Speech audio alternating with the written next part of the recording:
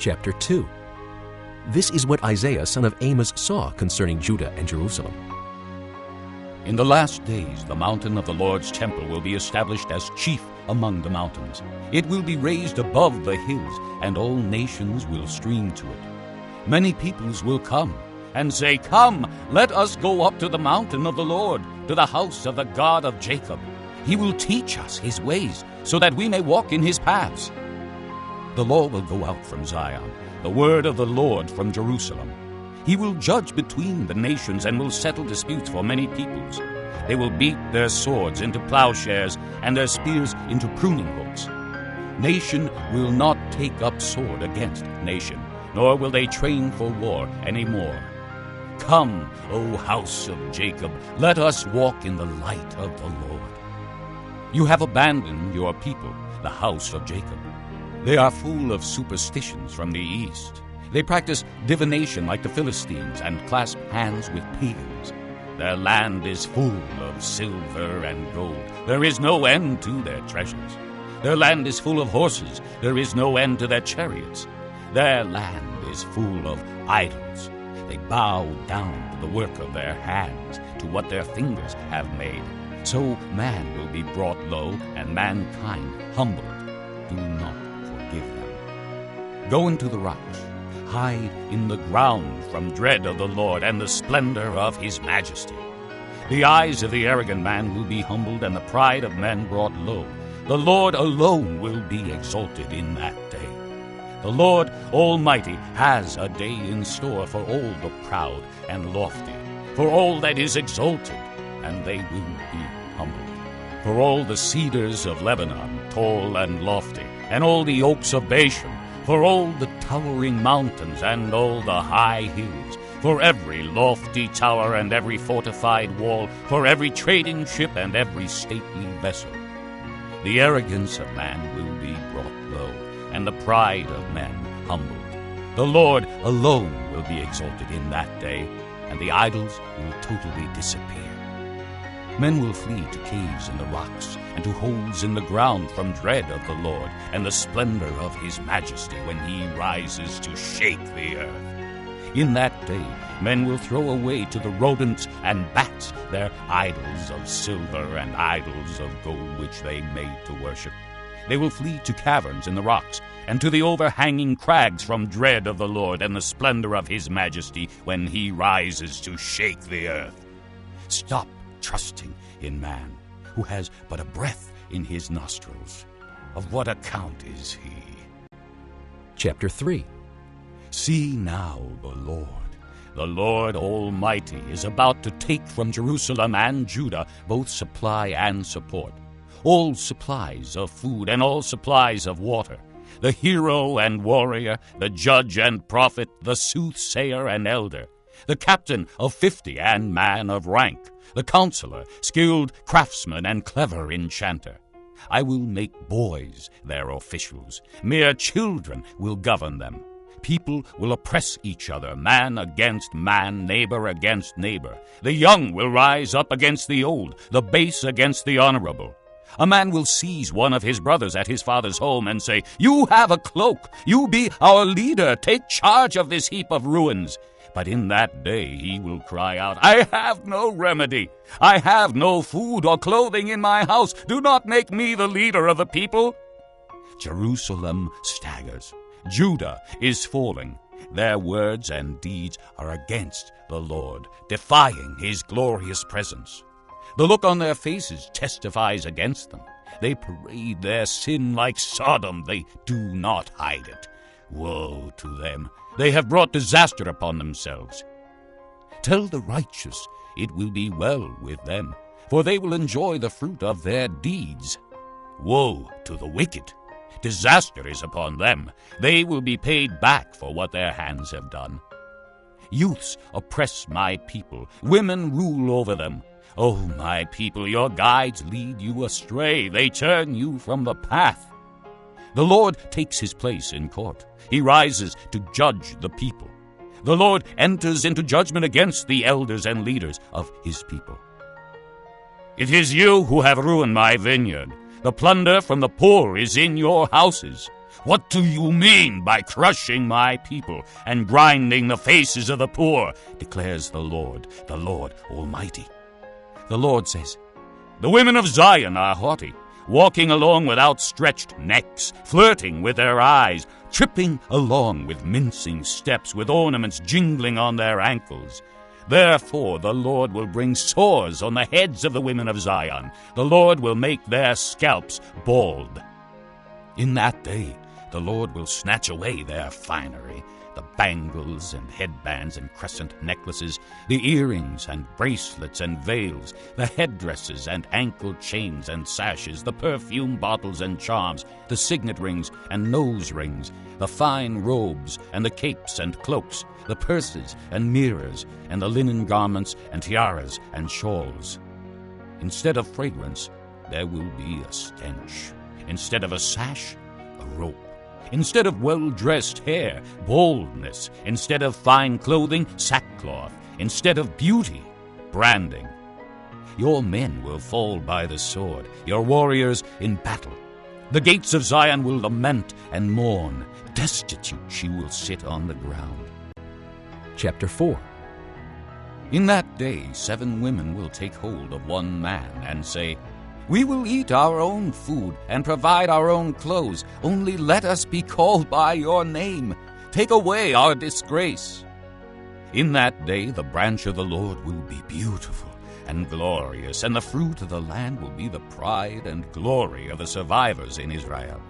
Those who are left in Zion, who remain in Jerusalem, will be called holy, all who are recorded among the living in Jerusalem. The Lord will wash away the filth of the women of Zion. He will cleanse the bloodstains from Jerusalem by a spirit of judgment and a spirit of fire. Then the Lord will create over all of Mount Zion, and over those who assemble there, a cloud of smoke by day and a glow of flaming fire by night. Over all the glory will be a canopy. It will be a shelter and shade from the heat of the day, and a refuge and hiding place from the storm and rain. Chapter 5.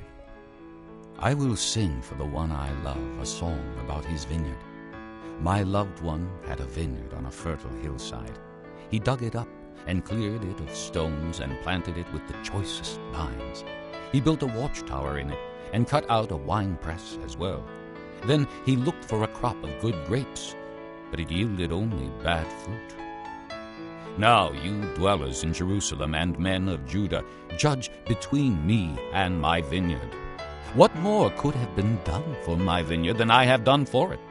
When I looked for good grapes, why did it yield only bad? Now I will tell you what I am going to do to my vineyard. I will take away its hedge, and it will be destroyed. I will break down its wall, and it will be trampled. I will make it a wasteland, neither pruned nor cultivated, and briars and thorns will grow there. I will command the clouds not to rain on it.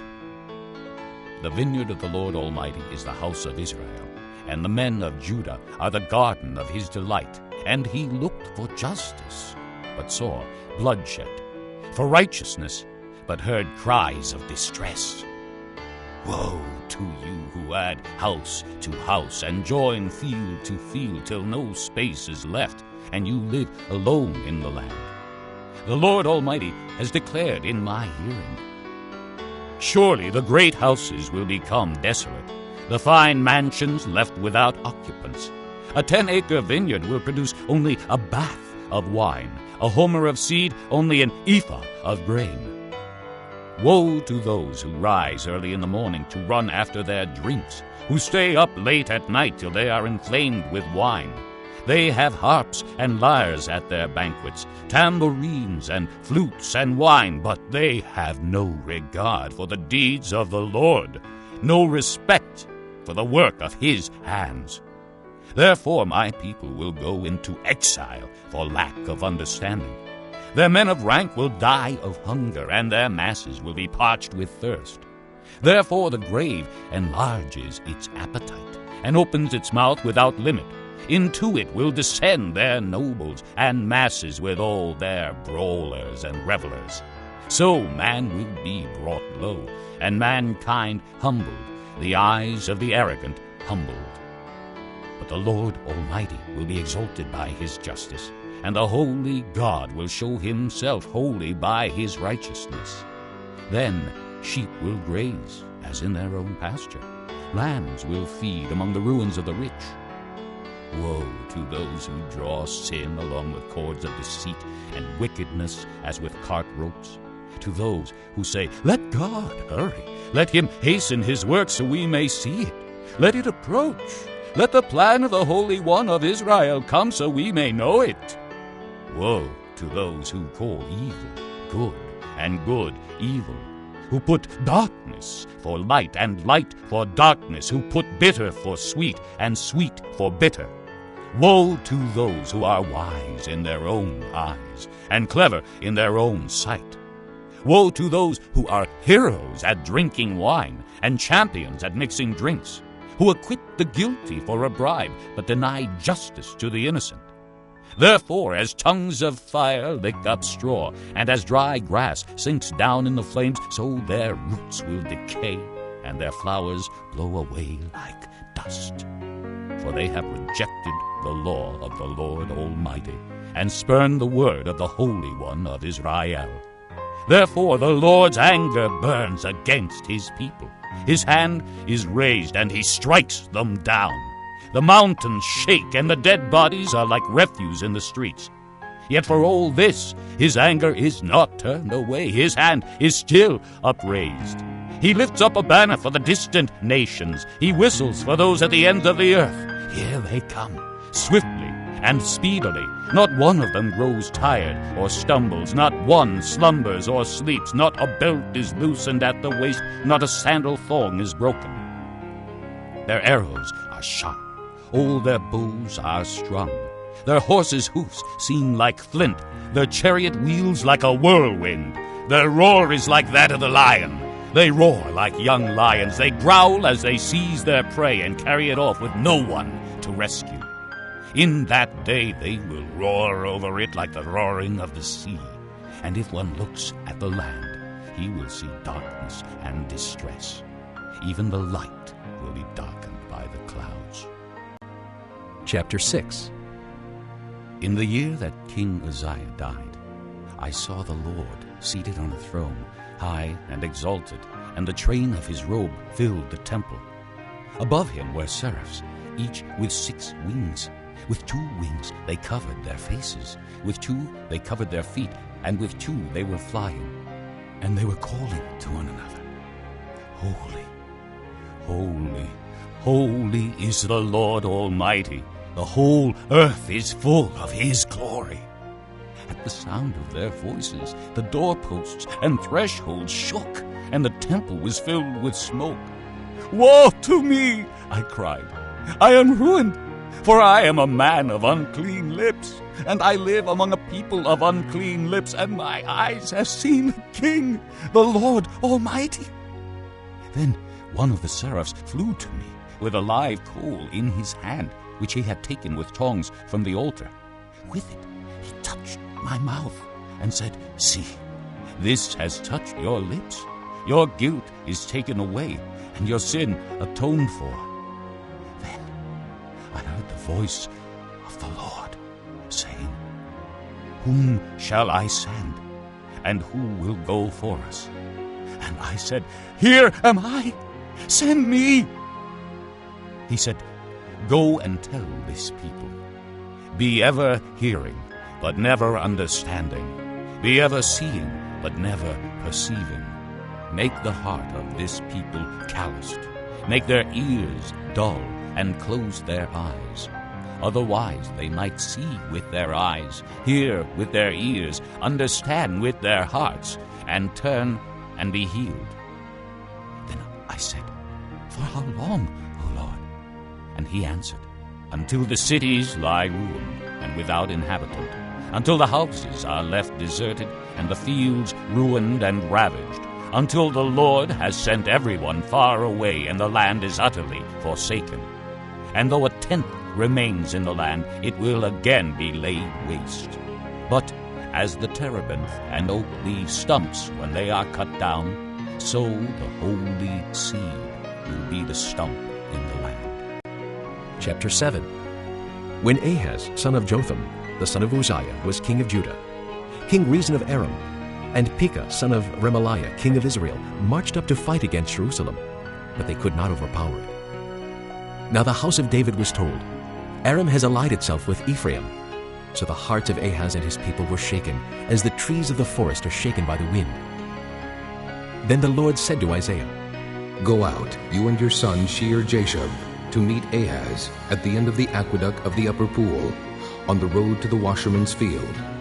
Say to him, Be careful, keep calm, and don't be afraid.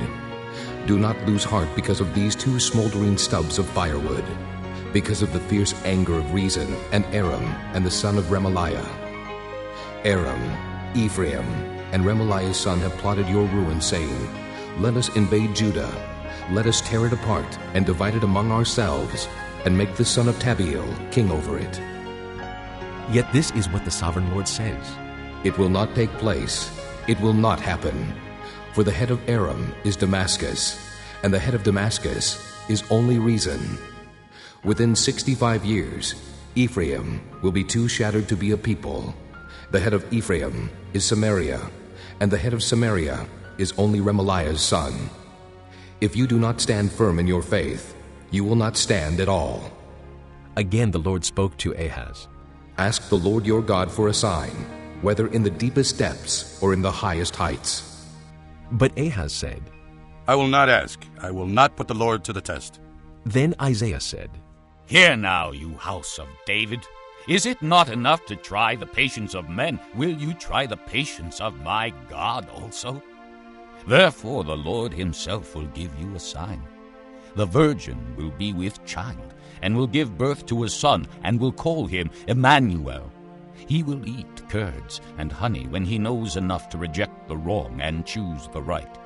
But before the boy knows enough to reject the wrong and choose the right, the land of the two kings you dread will be laid waste.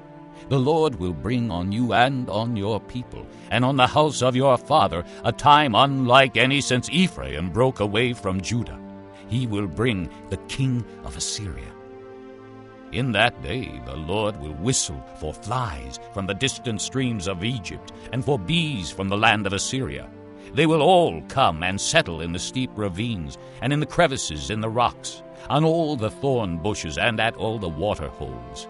In that day the Lord will use a razor hired from beyond the river, the king of Assyria, to shave your head and the hair of your legs, and to take off your beards also.